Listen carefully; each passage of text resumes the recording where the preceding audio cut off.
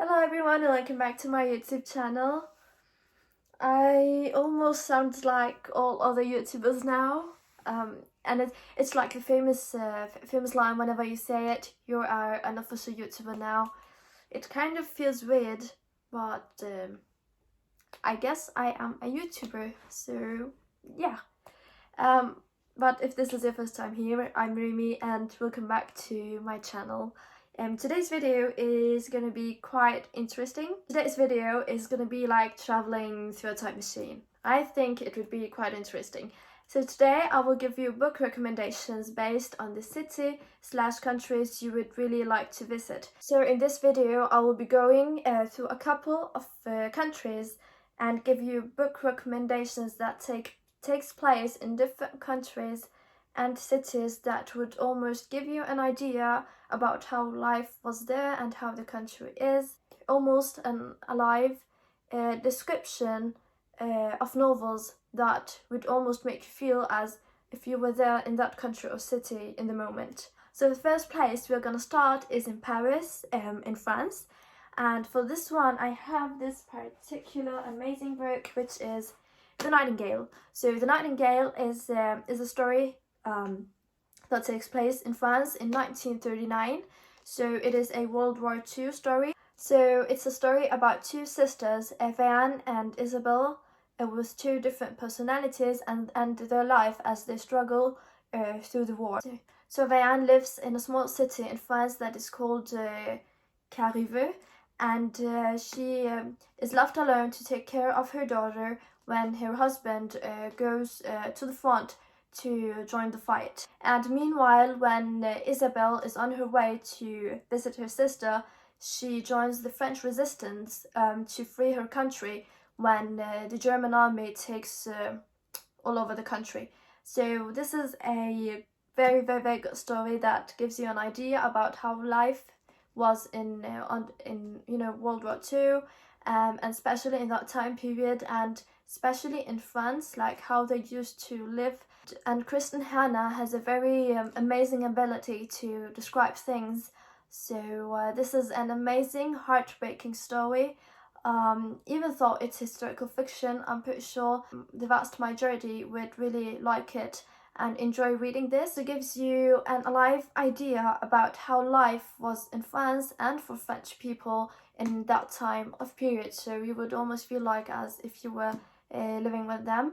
They need to, when this war starts, Van and her sister actually needs to make a lot of hard decisions. One of them is to actually have a German soldier to stay at home with them.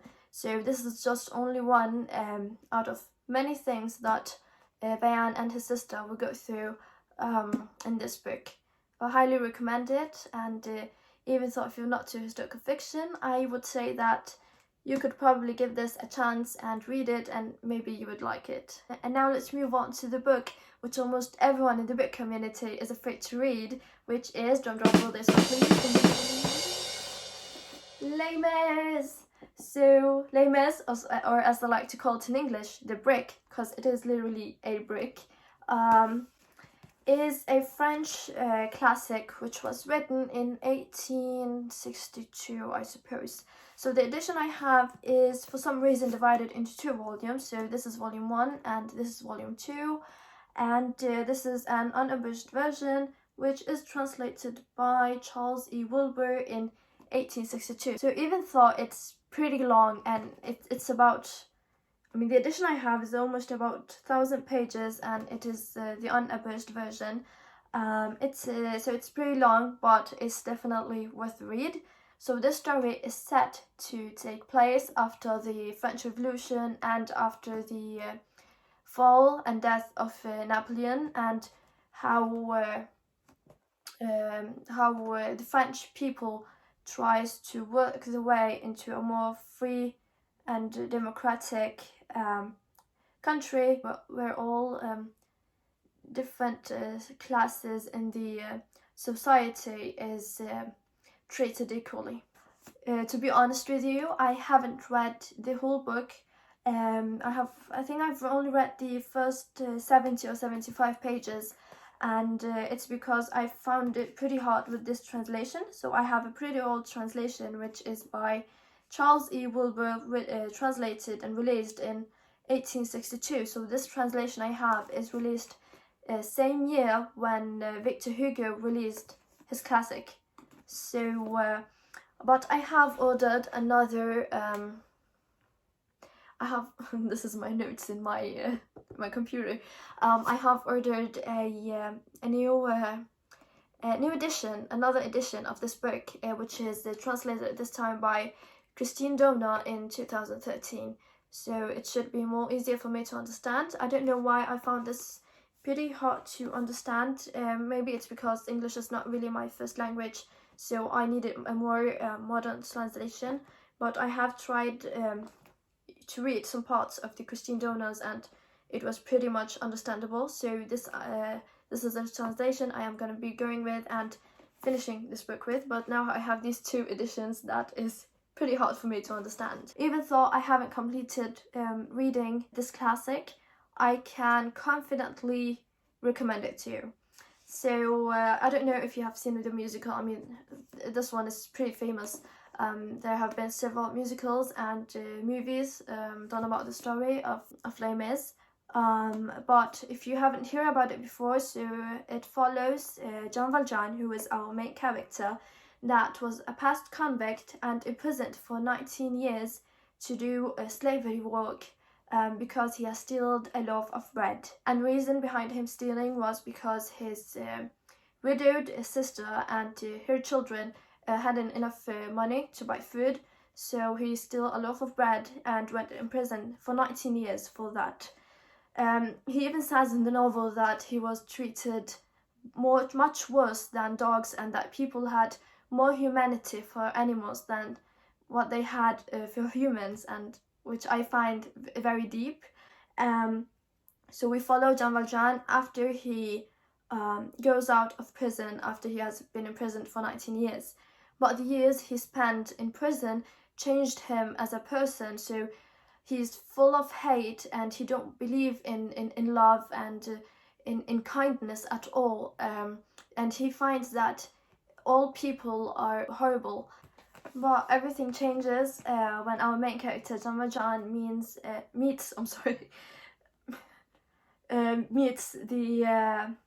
the Bishop of Dean, which changes his perspective on life and humans, and that you should be kind no matter how horribly you get treated by society. And this is when Jean Valjean decides to purge his whole life to doing good, helping people in need, and making this place a better place for people to live in. So it's an amazing story and heartbreaking story about humanity, being kind, about forgiving, which seems pretty hard for most people. Yeah, it also follows other main characters like Fantine and her daughter Cosette. So even though I haven't completed this classic, I can highly recommend it. The only thing I have heard people talk about, and the thing I also noticed myself, because I have read the first 70 pages, is that Victor Hugo most favorite thing to do is to go out on random tangents out of nowhere.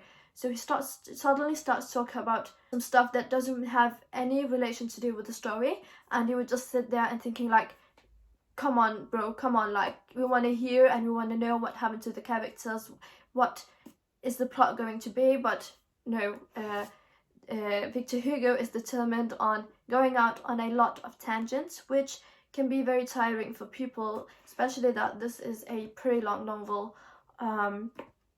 And there's also the part with the Battle of Waterloo.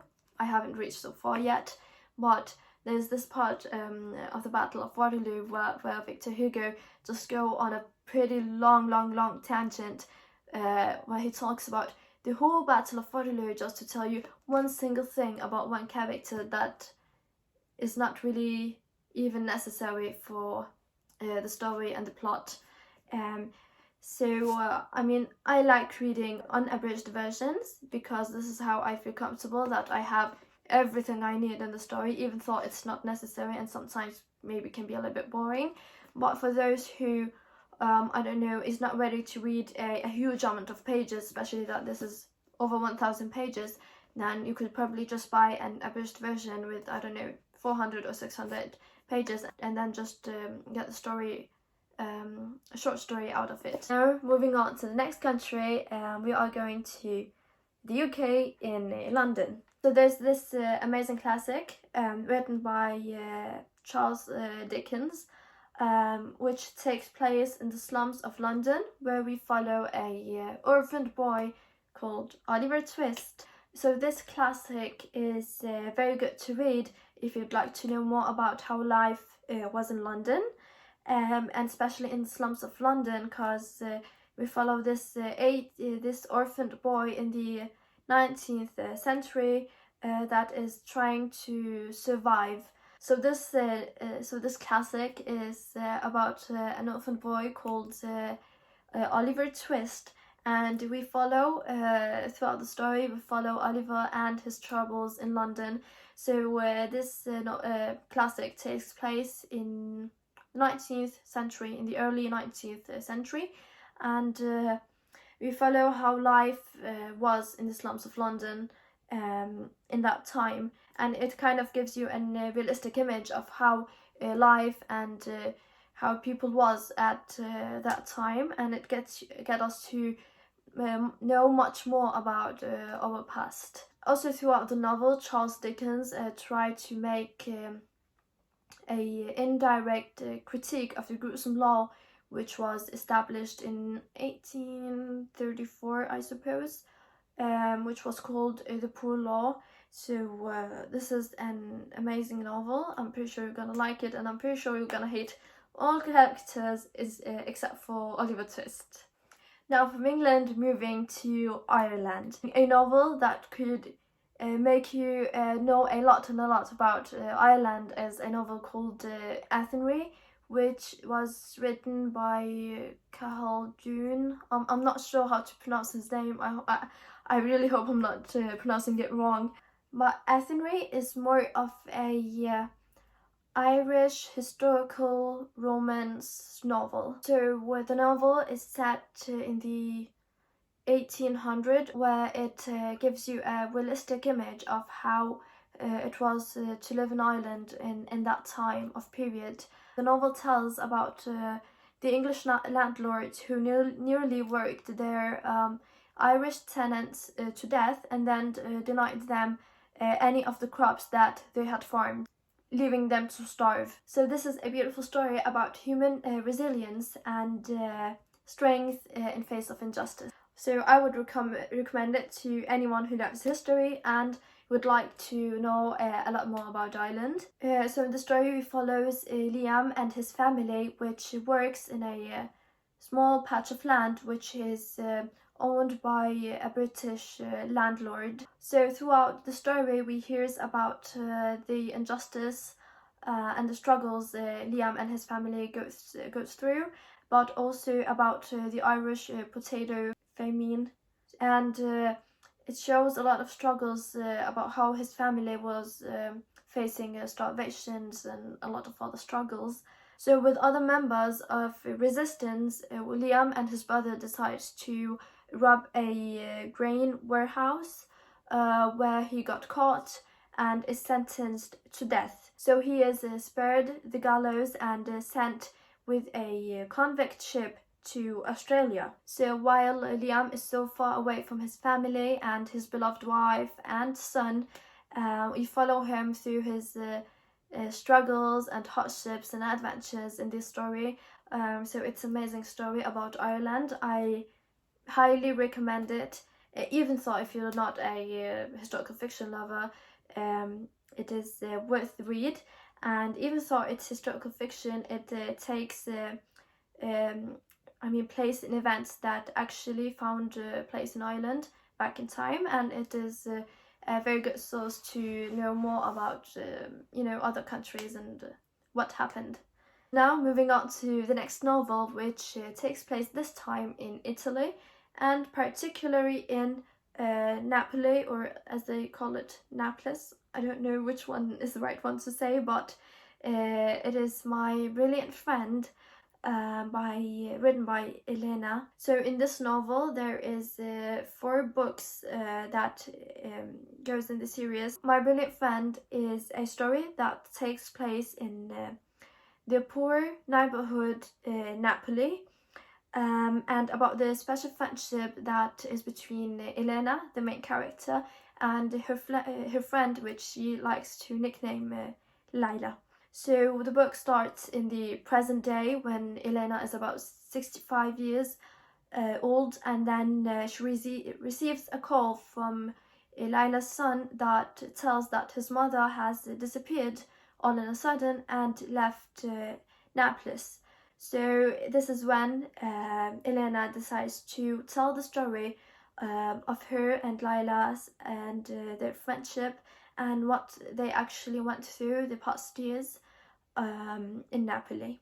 So the story starts when Elena and Lila is about 6 years old, and it finishes when they are about 17 years old. This is the first series, and then there's also 3 books in the sequel. But the story is in general about living in the Italian neighborhood Napoli, which is known to be one of the most poor neighborhoods in Italy. But I also read one time in Google that it was also considered as one of the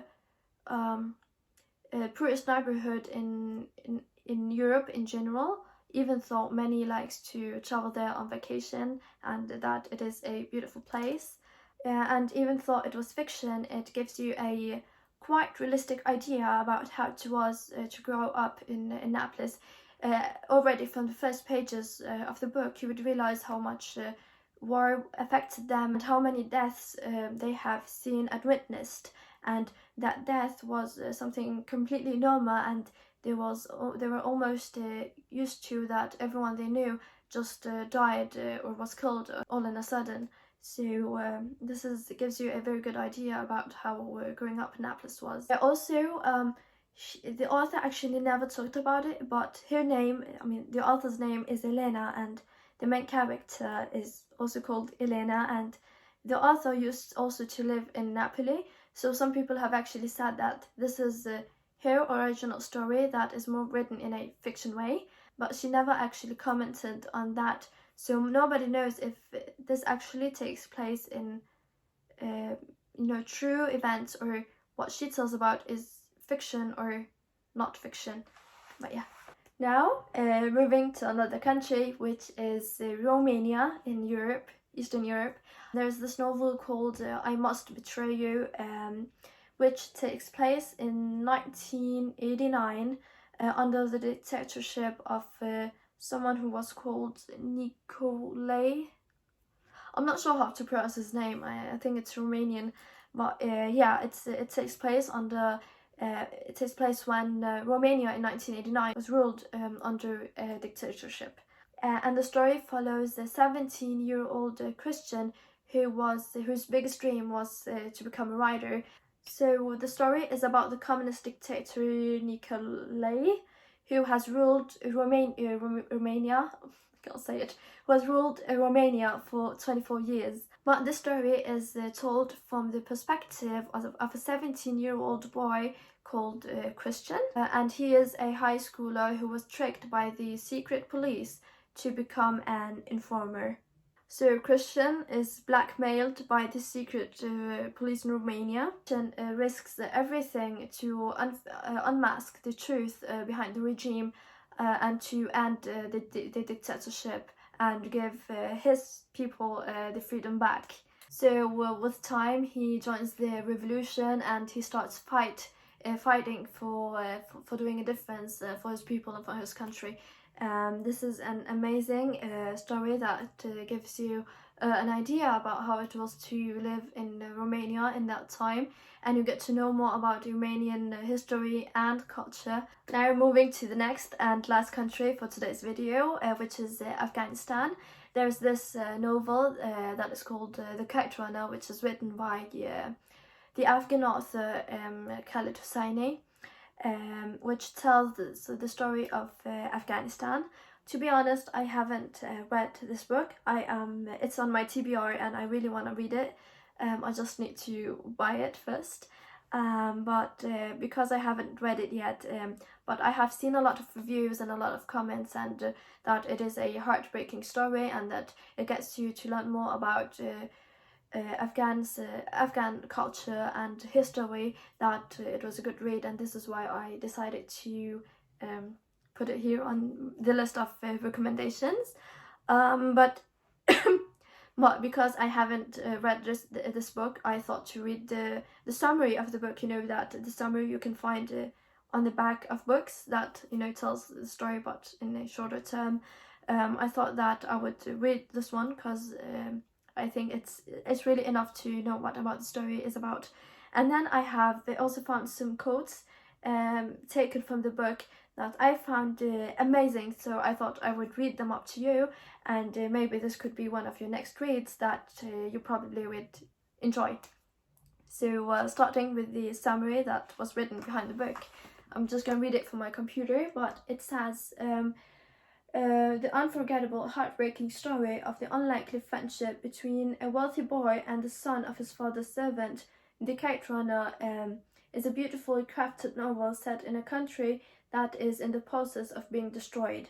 It is about the power of reading, the price of betrayal, and the possibility of redemption, and an exploration of the power of fathers over sons, their love, their sacrifices, their lives.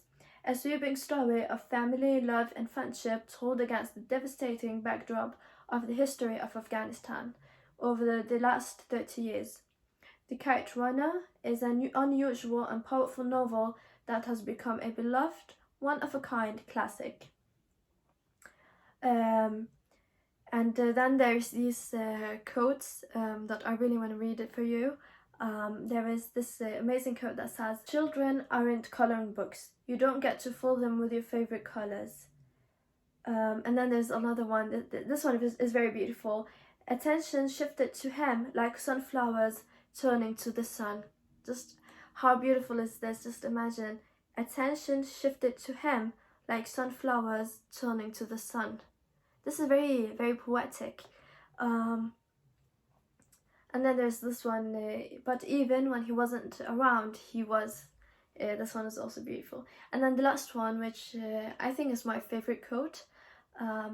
"When you kill a man, you steal a life. You steal a wife's right to a husband, rob his children of a father. When you tell a lie, you steal someone's right to the truth. When you cheat, you steal the right to fairness. There is no act more wrecked than stealing." You see how amazing that is? I really wanna read his book. I think I'm probably gonna buy it soon because I can't wait to read it. And I'm pretty sure I'm gonna like it. And based on these quotes I thought that I could confidently recommend it. But of course I can't tell you how I feel about it because I haven't read it. But yeah. And as what I could understand from different reviews is that it follows the main character, which is called Amir, trying to survive his traumatic childhood that happened when his country got destroyed. So yeah. So I think this was the end of today's video. I really hope you enjoyed today's video. I thought that this was more of a unique idea, giving book recommendations based on different countries and cities around the world. It really, I think, brings people more together to learn about other countries, their history and cultures, and it makes us accept more people that are different than us. I really hope you enjoyed today's video, and if you liked it, I could probably make this as a series in the channel. If you'd like to, please write to me in the comments. And yeah, don't forget to subscribe to my channel, like this video if you liked it. Just press on all the buttons you can press, and I think that was it. See you in next video next week. Bye!